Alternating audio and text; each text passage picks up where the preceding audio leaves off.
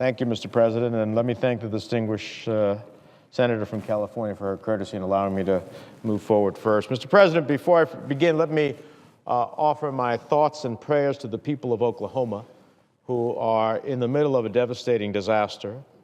We in New Jersey know what that kind of devastation can mean, and our hearts go out to the victims and their families who have lost everything.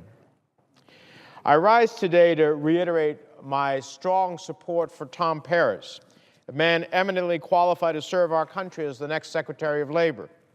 I'm pleased that the Senate Health, Education, Labor, and Pensions Committee voted last Thursday to favorably report Mr. Perez's nomination to the full Senate.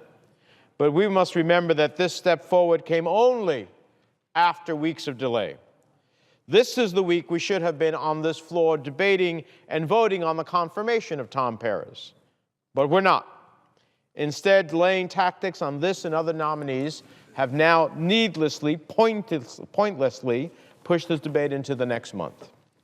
Let me state for the record that the obstruction we have seen thus far in the confirmation process is completely unacceptable.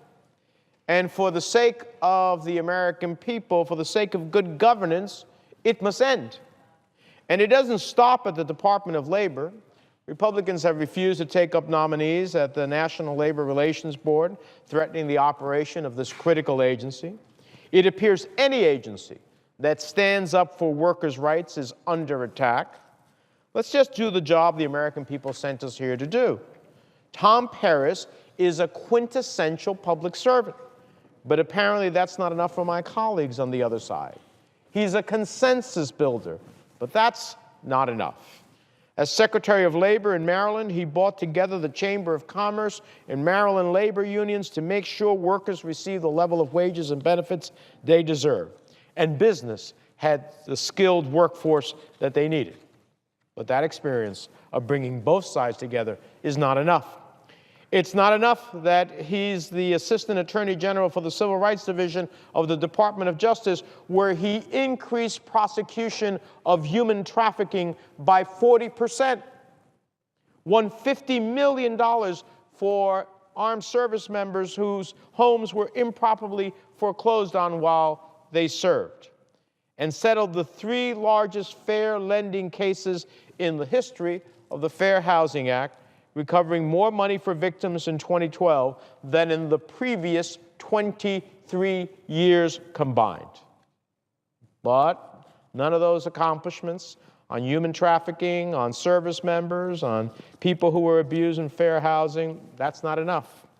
It's not enough that he spent his entire career in public service. Not enough to be a Brown University graduate or have a master's in public policy from the Kennedy School or a Juris Doctorate from Harvard Law.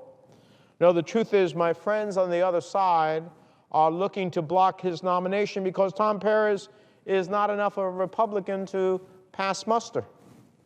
Too much of an advocate for people with disabilities, achieving the largest ever disability-based housing discrimination settlement. Too much of a civil rights champion. He obtained the first convictions under the Matthew Shepard and James Byrd Hate Crimes Prevention Act, and he's been a strong support of ending discrimination on the basis of sexual orientation. They seem to hate the Civil Rights Division, but who could deny the importance of their work? Tom Perez is just too much for my friends on the other side who want to block this nominee and insist on obstructing, obfuscating, and politicizing everything that comes before the Congress. The fact is, Mr. President, this isn't even about Tom Perez. It's about rendering government helpless and standing in the way of any effort to govern. Tom Perez is a good man. He is qualified, competent, a professional public servant nominated by the President and already confirmed by the Senate to the post he holds today. I endorsed Tom Perez after meeting him, and I continue to stand firmly by him as a nominee. But what I won't stand for is Republicans blocking his nomination for no valid reason, without any real objection, only an ideological objection to allowing this president or this Congress to govern, or at least to select a cabinet that will help us do so, and in this case, particularly the Department of Labor that stands up for working men and women in this country. I said when the president nominated that he was an outstanding nominee to be the Secretary of Labor. He's dedicated his career to championing the rights of workers and all Americans, and I'm confident he'll continue to do the same if he is confirmed. I also marvel, Mr. President, that I listened to all the election postmortem about how the Republican Party had to reach out to Hispanic Americans in this country, how they had to do a better job of engaging them and selling their vision of America. Well, this is the president's first nominee for this second term of a Hispanic American who's eminently qualified. Eminently qualified. And to try to stop this nominee is reverting back to the same old failed political strategies that failed them during the last election. And it's really unfortunate that the president's first Hispanic choice for his second-term cabinet comes under such attack. No valid attack. It does not have to be that way. Mr. Perez deserves an up or down vote, and he deserves to be swiftly confirmed as the next Secretary of Labor. So to my friends on the other side, I would say to you that it's time to stop the obstructionism.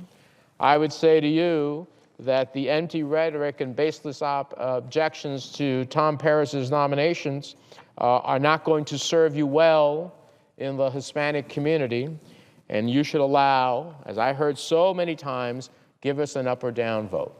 Well, Tom Perez deserves an up or down vote.